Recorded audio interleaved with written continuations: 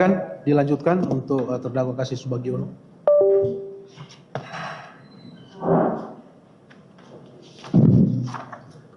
Terima kasih Yang Mulia. Duplik tanggapan terhadap tanggapan jaksa penuntut umum atas nota pembelaan atau pledoi tim penasihat hukum dan pembelaan pribadi terdakwa Kasdi Subagiono. Pendahuluan. Majelis hakim yang kami muliakan, jaksa penuntut umum yang kami hormati, para hadirin yang kami hormati. Kami kembali mengucapkan terima kasih kepada majelis hakim yang berkenan memberikan kesempatan kepada kami untuk menyampaikan duplik atas replik jaksa penuntut umum. Terima kasih juga kami sampaikan atas berjalannya persidangan yang berlangsung sangat baik, berkat kesungguhan dan kecakapan Ketua Majelis Hakim yang dibantu oleh para anggota majelis yang dalam memandu dan memimpin jalannya persidangan ini, sehingga sidang ini berjalan dengan lancar dan berkualitas. Terima kasih juga kami sampaikan kepada jaksa penuntut umum yang telah menjalankan tugasnya dengan baik untuk membuktikan semua dakwaannya. Kami mengikuti dengan saksama seluruh rangkaian persidangan dan mendengarkan dengan saksama ketika surat dakwaan dan tuntutan dibacakan. Tidak ada kata dan kalimat yang terlewatkan. Kami bisa mengerti kata demi kata, kalimat demi kalimat yang disusun dan dibacakan oleh jaksa penuntut umum. Keadilan merupakan dasar hukum sebagai perwujudan penghargaan terhadap hak asasi manusia. Oleh karena itu, dalam proses peradilan ini, kepentingan terbesar dari terdakwa adalah keadilan. Tanpa keadilan, peradilan kehilangan nilai kemanusiaannya. Penegakan hukum harus mengutamakan rasa keadilan dan berlandaskan hati nurani. Tidak boleh ada pelanggaran keadilan, hati nurani, dan hak asasi manusia. Keadilan akan terwujud dari rangkaian dakwaan, pembuktian, dan tuntutan jaksa. Majelis hakim yang mulia, jaksa penuntut umum yang kami hormati, para hadirin yang kami hormati. Surat tuntutan bukan hanya untuk membuktikan apakah terdakwa melakukan atau terlibat tindak pidana tertentu, melainkan meliputi juga membuktikan bahwa suatu tindak pidana benar-benar terjadi. Keadilan merupakan kebutuhan pokok rohaniah setiap orang dan merupakan perekat hubungan sosial dalam bernegara. Aparat penegak hukum juga dituntut memiliki kepekaan nurani, kecerdasan moral, dan profesionalisme dalam menegakkan hukum dan keadilan bagi pencari keadilan. Semua akan dapat terwujud jika mengacu pada pembuktian dan fakta-fakta persidangan secara objektif dan rasional. Majelis hakim yang mulia, jaksa penuntut umum yang kami hormati, para hadirin yang kami hormati.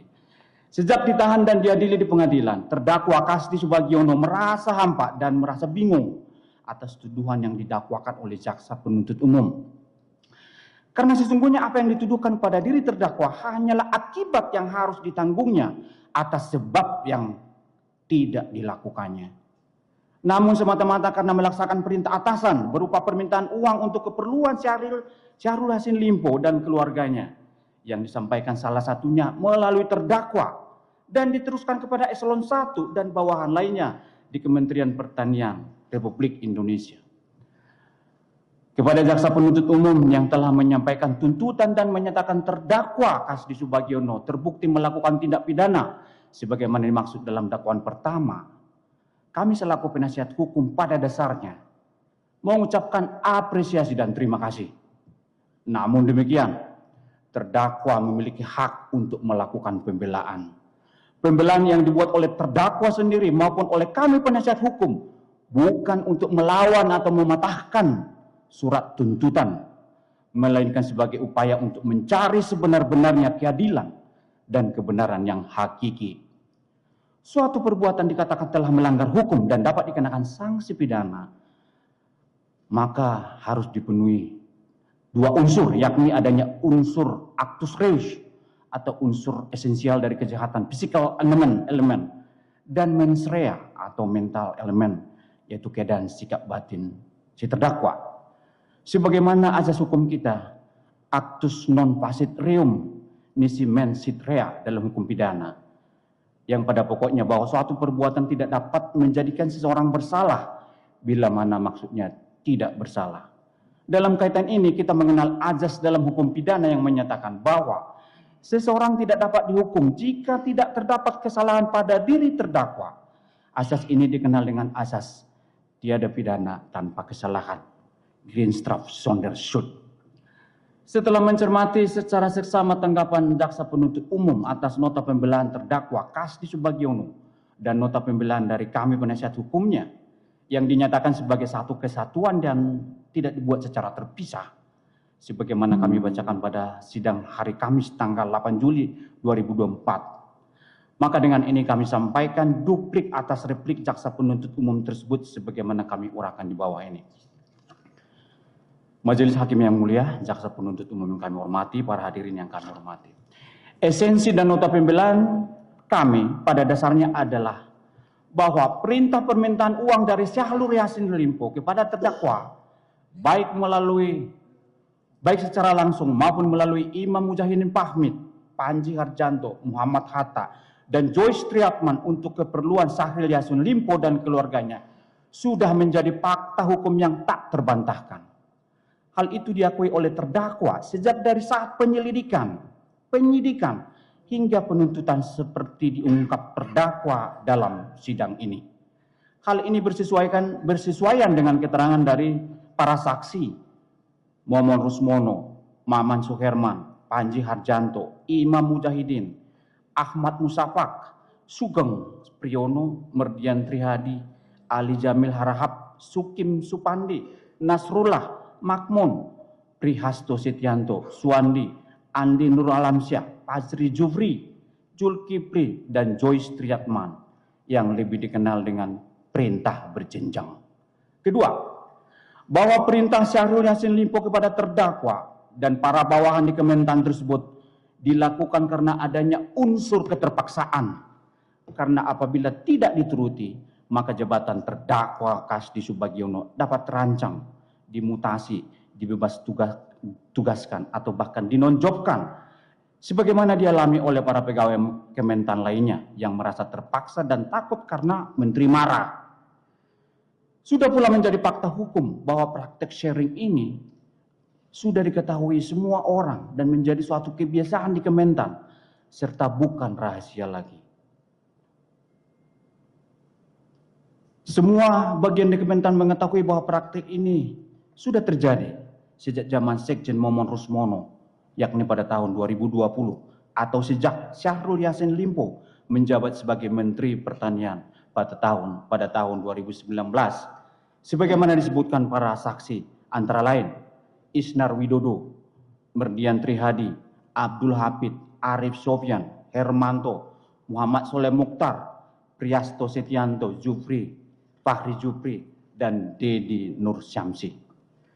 Adanya unsur keterpaksaan melaksanakan perintah Syahrul Yassin Limpo itulah yang kami maksudkan dalam nota pembelaan kami sebagai hal yang dapat meniadakan unsur kesalahan dalam diri terdakwa Kasdi Subagiono. Bahwa kemudian jaksa penuntut umum dalam repliknya memuat beberapa poin sebagai bahan tanggapannya yang jika diperas menjadi lebih mengerucut, maka kemudian jaksa penuntut umum berpendapat bahwa alasan pembelaan terpaksa yang dialami oleh terdakwa tidak dapat dijadikan alasan penghapus pidana atau meniadakan pertanggungjawaban pidananya, karena dalam diri terdakwa Kasdi Subagiono ada kesadaran yang diinsyafi bahwa perintah yang dilaksanakannya untuk menuruti perintah permintaan uang dari Syahrul Yassin Limpo tersebut bersifat melawan hukum dan bukan dalam rangka melaksanakan perintah jabatan yang sah sebagaimana dimaksud dalam pasal 51 KUHP.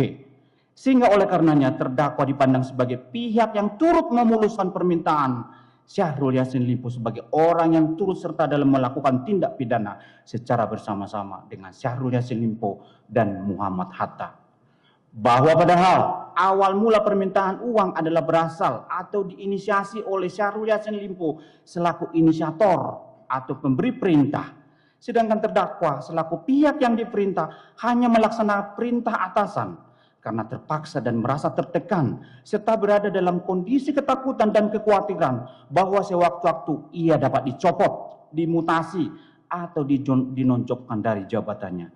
Hal ini pernah terjadi pada eselon 1 yang bernama I Ketut Diarmita, Dirjen PKH, dan Sarwo Edi, serta Eselon 2 Ahmad Musapak, Abdul Hafid, dan Gempur Aditya, sehingga adanya unsur keterpaksaan dalam menjalankan perintah Syahrul Yassin Limpo dalam pengumpulan uang atau sharing dirasakan oleh terdakwa Kasdi Subagiono, juga para pejabat Eselon 1, Eselon 2, Kepala Badan, dan Biro di Kementan. Secara hukum, itulah yang dapat menyatakan unsur kesalahan dan dapat dijadikan alasan penghapus pidana sesuai dengan azas tiada pidana tanpa kesalahan. 2. Tanggapan penasihat hukum atas tanggapan jaksa penuntut umum. Majelis Hakim yang mulia, jaksa penuntut umum yang kami hormati, para hadirin yang kami hormati. Selengkapnya terhadap replik jaksa penuntut umum dapat kami sampaikan duplik sebagai berikut. 1. Tanggapan atas tanggapan jaksa penuntut umum berkaitan dengan terdakwa Kasdi Subagiono yang meneruskan perintah Syahrul Yassin Limpo. Maka tanggapan kami adalah sebagai berikut. Bahwa benar terdakwa adalah pejabat karir yang sudah meniti karir di Kementan selama 33 tahun. Akan tetapi, jabatan sebagai sekjen baru dijabatnya pada tanggal 10 Mei 2021. Sedangkan praktek sharing yang tidak dianggarkan ini sudah terjadi sebelum terdakwa menjadi sekjen, yakni sejak Syahrul Yassin Limpo diangkat menjadi Menteri Pertanian pada tahun 2019. Praktek mana sudah menjadi suatu kebiasaan di Kementan dan melibatkan banyak orang dan bagian di Kementan, sehingga terdakwa Kasdi Subagiono tidak kuasa menolak permintaan Syahrul Yassin Limpo tersebut dan dengan terpaksa melanjutkannya atas perintah atasan. Karena apabila tidak dituruti akan berdampak pada jabatannya seperti yang dialami oleh para pejabat lainnya yang mengalami mutasi dan dipindah tugaskan atau dinonjolkan. Bahwa jika dikaitkan dengan keterangan ahli Profesor Suparji dalam persidangan ini yang menyatakan antara lain, bahwa jika terdapat perintah yang dianggap melanggar undang-undang dan melanggar kewenangan yang dimiliki, maka karena yang memiliki inisiasi ada pada yang memerintah, maka tanggung jawab pidana ada pada yang bersangkutan. Bahwa bagi yang melaksanakan perintah tersebut dipertimbangkan alasan penghapus pidananya demi keadilan, karena sebetulnya yang melaksanakan perintah merupakan bagian dari korban. Bahwa apa yang dilakukan adalah melayani perintah dan tidak didasarkan pada niat jahat, tetapi didasarkan adanya perintah atasan yang berkonsekuensi adanya ancaman. Maka yang bersangkutan dalam kondisi yang tidak bebas tidak dapat diminta pertanggungjawaban.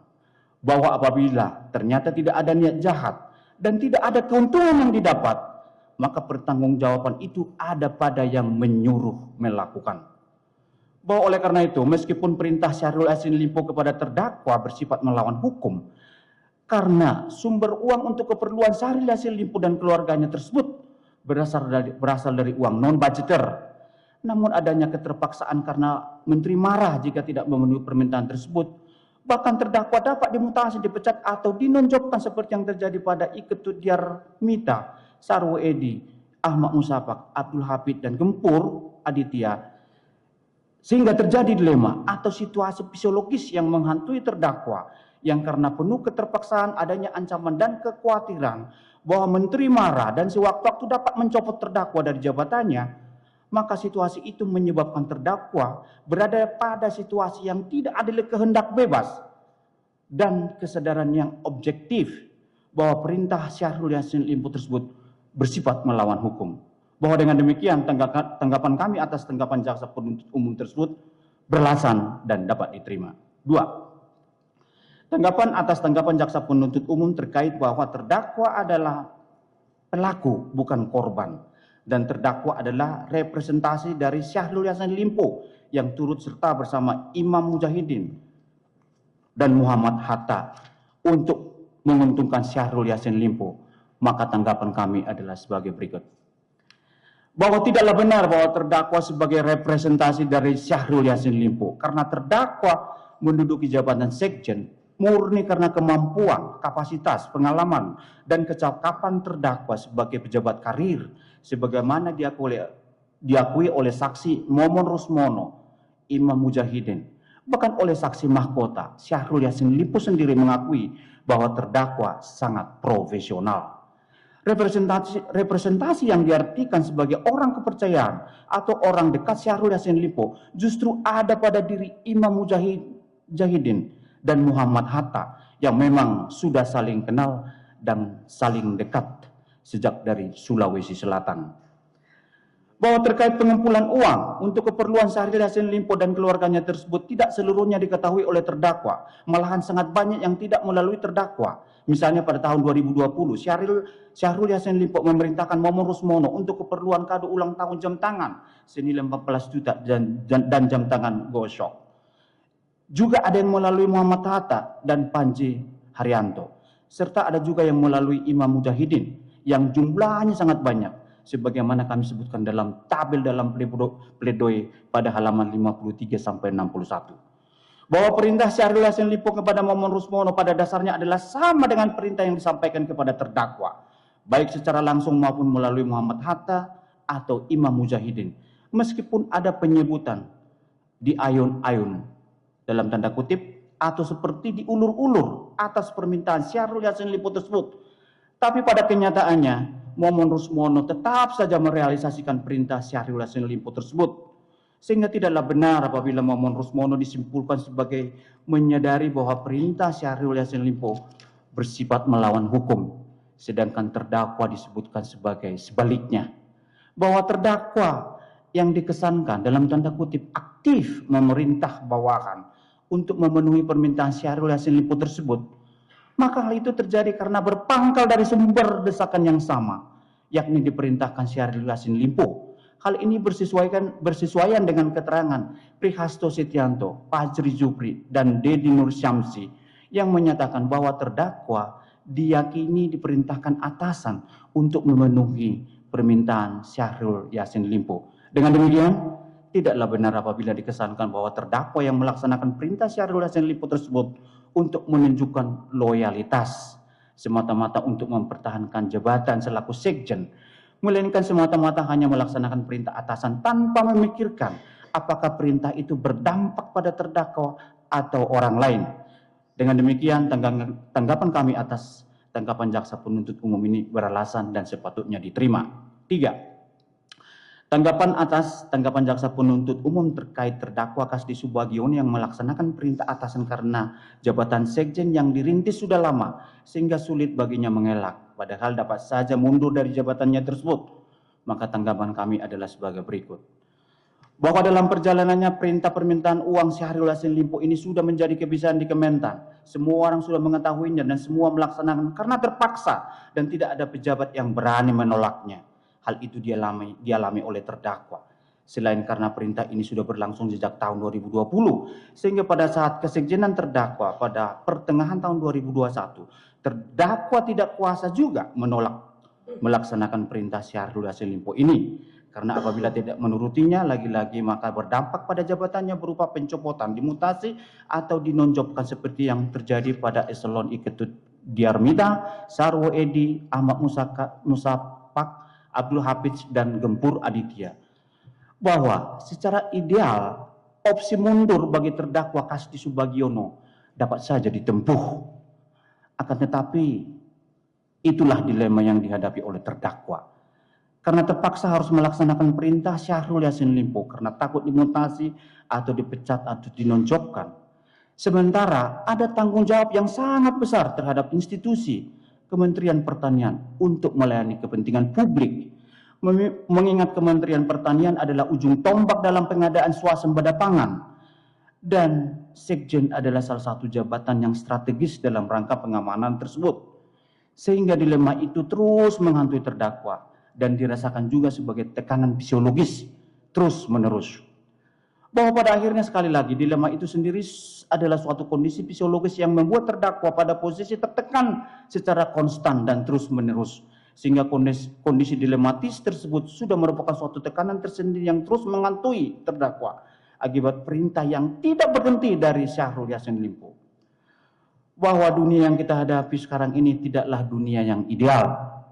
Dunia realitas yang kita hadapi sekarang ini sering membuat kita gamang dan anomalis.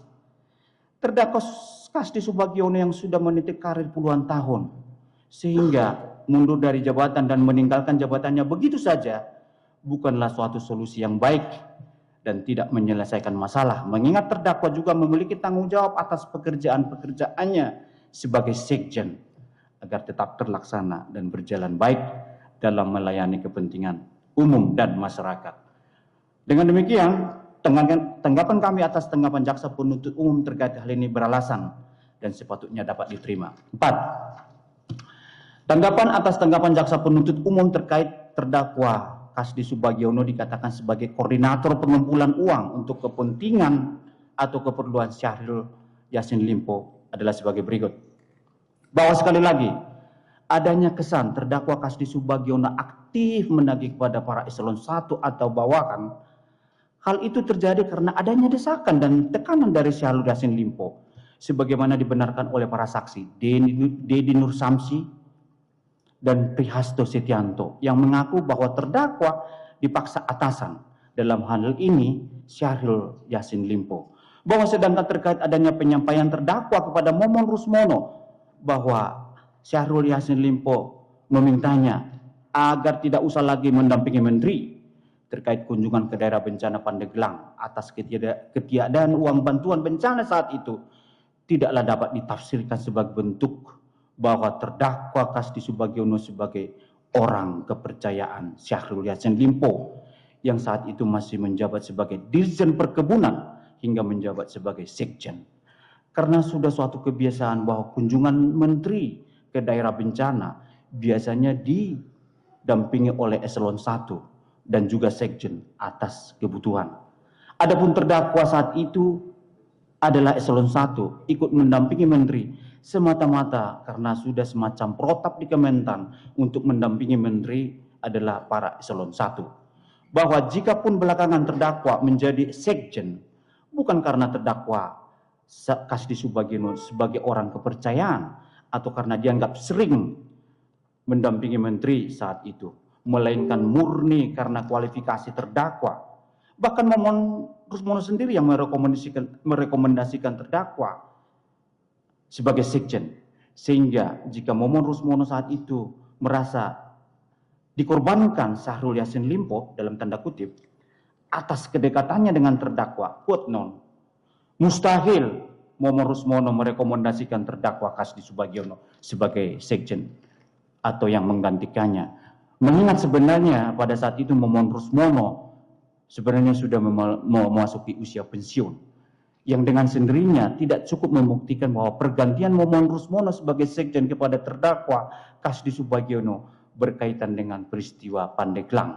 Oleh karena itu, tanggapan kami atas tanggapan jaksa penuntut umum berkaitan dengan hal ini beralasan dan dapat diterima. 5. Tanggapan atas tanggapan jaksa penuntut umum terkait terdakwa Kasdi Subagiono tidak pernah mengambil alih tugas sekjen pada saat dijabat oleh Momon Rusmono adalah sebagai berikut.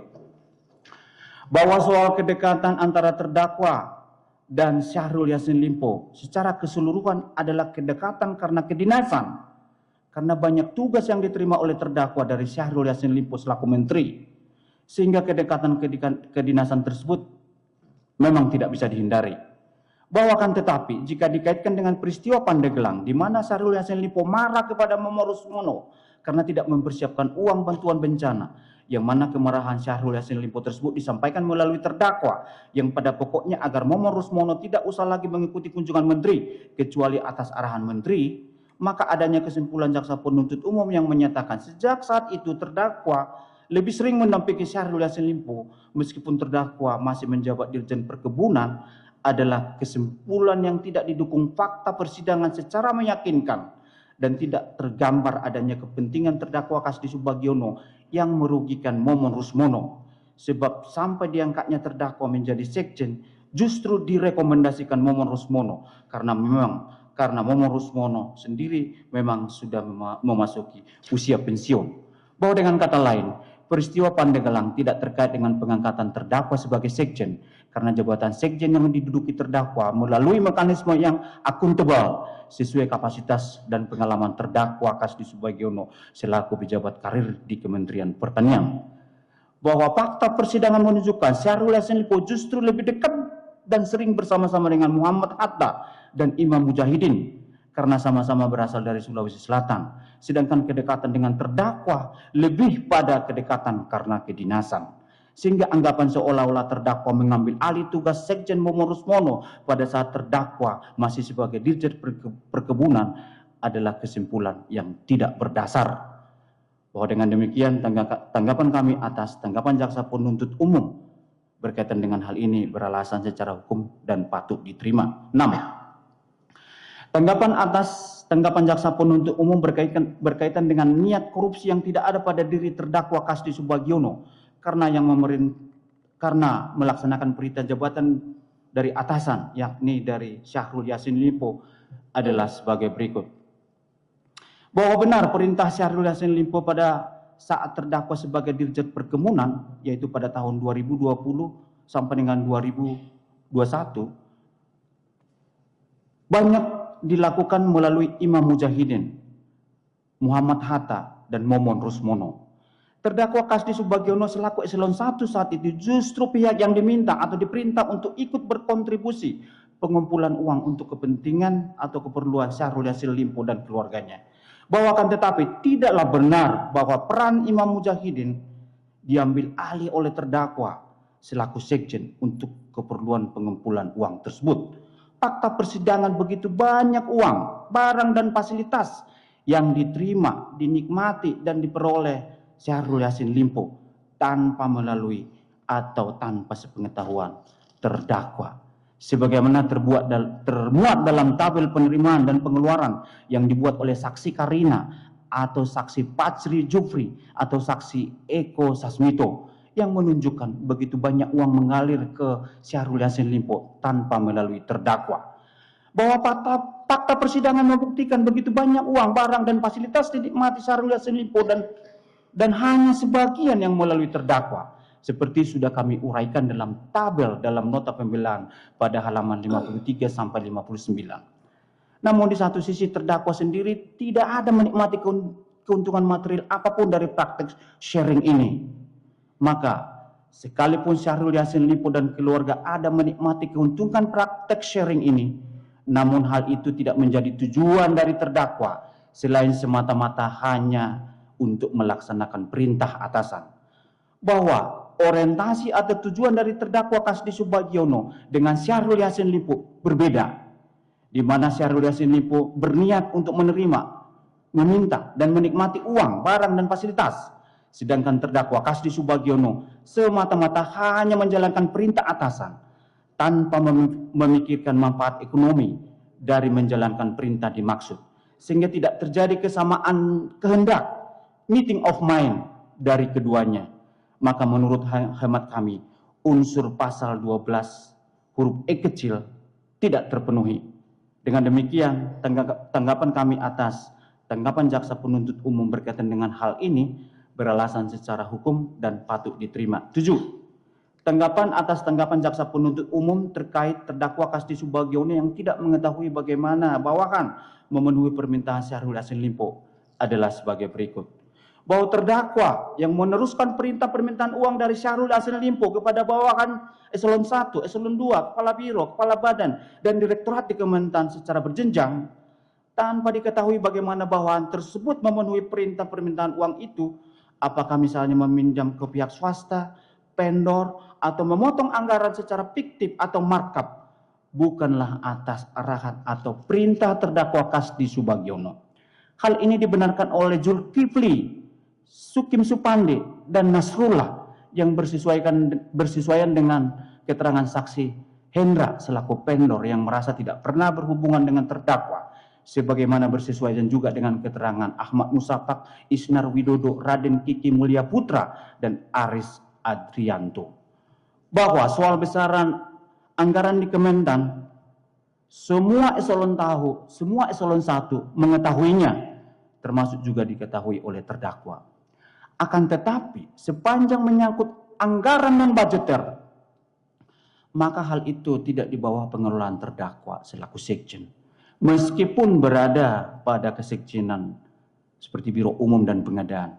sehingga adanya pembebanan besaran sharing kepada bawahan terjadi atas adanya desakan bawahan kepada terdakwa yang menanyakan berapa besaran beban bawahan kami tersebut.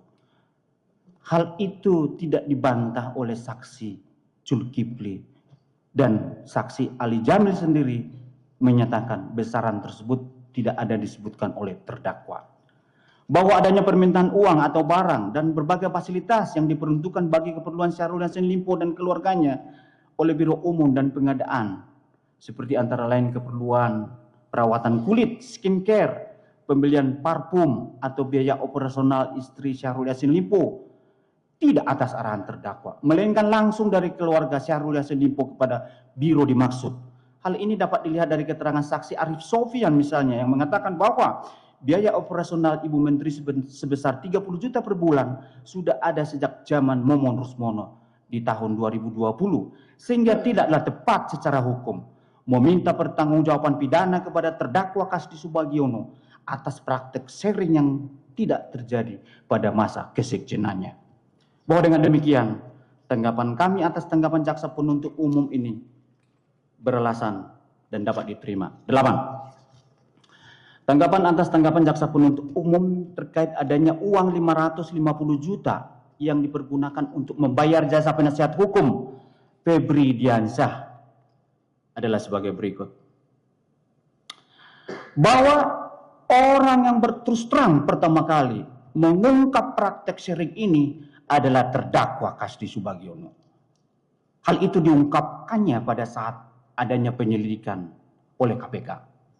Bahwa benar terdakwa Kasdi Subagiono adalah orang yang disuruh Syahrul Yassin Limpo menghubungi Febri Diansyah agar menjadi penasihat hukum Syahrul Yassin Limpo bersama terdakwa dan Muhammad Hatta dengan anggapan bahwa penasihat hukum ini lebih paham menangani perkara korupsi karena mantan orang KPK. Bahwa penunjukan Febri Diansyah sebagai penasihat hukum terdakwa Kasdi Subagiono bersama Syahrul Yassin Limpo dan Muhammad Hatta masih pada tahap penyelidikan saat itu. Sebagaimana kita tahu, tahap penyelidikan belum tentu atau belum pasti apa peristiwa pidananya dan siapa pelakunya. Sehingga bukanlah sesuatu yang tabu atau bertentangan dengan hukum apabila terdakwa atas arahan Syahrul Yassin Limpo menyewa jasa pengacara tersebut, termasuk dalam hal ini memilih saudara Febri Diansyah. Bahwa ada pun jasa penasihat hukum sebesar 550 juta yang dikeluarkan oleh terdakwa dari uang pribadinya, maka hal itu pula bukan hal yang dapat diartikan sebagai pembayaran yang tidak sah, mengingat advokat berhak atas honorarium sebagaimana diatur dalam Undang-Undang Nomor 18 Tahun 2003 tentang advokat. Bahwa kemudian jika hal itu dikaitkan dengan kesimpulan jaksa penuntut umum yang menganggap bahwa pembayaran penasihat hukum tersebut sebagai suatu bentuk adanya kepentingan atau kekhawatiran keterlibatan terdakwa dalam perkara ini, menurut hemat kami kesimpulan jaksa penuntut umum tersebut sangat tidak beralasan. Terlepas dari adanya kekhawatiran atau kepentingan seseorang dengan perkara hukum, maka menyewa jasa pengacara adalah sesuatu yang lumrah dan wajar dalam rangka bantuan hukum sebagai bagian dari access to justice dalam rangka menjunjung tinggi prinsip the rule of law dan hak asasi manusia. Oleh karena itu, tanggapan kami atas tanggapan jaksa penuntut umum mengenai hal ini beralasan dan dapat diterima. 3. Kesimpulan. Perbuatan terdakwa Kasdi Subagiono yang menjalankan perintah atasan yang didasari adanya keterpaksaan karena takut Syahrul Yassin Limpo akan marah, takut dipindah tugaskan, demosi jabatan, atau dinonjobkan, di samping terdakwa tidak juga menerima keuntungan material apapun dari melaksanakan perintah tersebut, maka terdakwa bukanlah pihak yang harus bertanggung jawab secara pidana dalam perkara ini, tetapi atasan yang menyuruhlah yang harus bertanggung jawab secara pidana. Terlebih begitu banyak di Kementan yang terpaksa melakukan dan menuruti perintah atasan ini karena ada ancaman dan keterpaksaan di luar kehendaknya. adanya unsur keterpaksaan tersebut dapat meniadakan unsur kesalahan. Hal ini sesuai dengan doktrin tiada pidana tanpa kesalahan. Oleh karena itu, terdakwa yang semata-mata hanya melaksanakan perintah atasan atau orang yang disuruh karena terpaksaan, terlebih tidak memperoleh manfaat ekonomi baginya, maka kondisi yang tidak bebas tersebut tidaklah patut diminta pertanggungjawaban pidana pada orang yang dalam keadaan terpaksa tersebut. Hal ini dapat menghilangkan sifat melawan hukum dari perbuatan dan sebagai alasan penghapus pidana karena tidak memenuhi unsur adanya kesalahan pada diri terdakwa. Berdasarkan uraian-uraian tersebut di atas, kami selaku penasihat hukum menyatakan tetap pada nota pembelaan penasihat hukum maupun pembelaan pribadi terdakwa sebagaimana dituangkan dalam nota pembelaan atau pledoi tertanggal 5 Juli 2024. Demikianlah duplik ini kami buat. Semoga majelis hakim yang mulia diberikan hikmat dan kebijaksanaan dari Allah Subhanahu wa taala, Tuhan yang Maha Esa, dalam mengadili dan nanti menjatuhkan vonis dalam perkara ini. Tentu kami sangat berharap agar kiranya terdakwa Kasdi Subagiono ini benar-benar mendapat keadilan. Semoga Tuhan yang Maha Kuasa memberikan rahmatnya kepada kita semua. Hormat kami, Jakarta 9 Juli 2024, Kantor Advokat Effendi Lot Simanjuntak and Partners. Ditandatangani oleh Effendi Lot Simanjuntak, Firsa Roy Hisal, Pras Jantua, Hairudin, dan Kinyo Evan Simanjuntak. Demikian yang mulia.